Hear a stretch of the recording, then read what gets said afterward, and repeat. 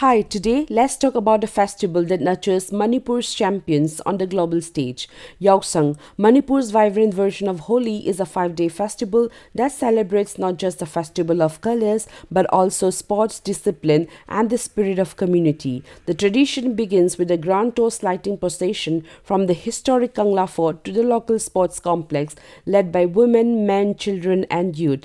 This symbolic act honors the ancestors and seeks their blessing. Similar to the Olympics, each group and local club brings their own torch to bear the sacred flame as they proceed with the procession. Throughout the 5 days, local communities and clubs organize sporting events on grounds and even along roadsides. Parents and elders actively encourage children to participate, fostering a sense of unity and competitive spirit.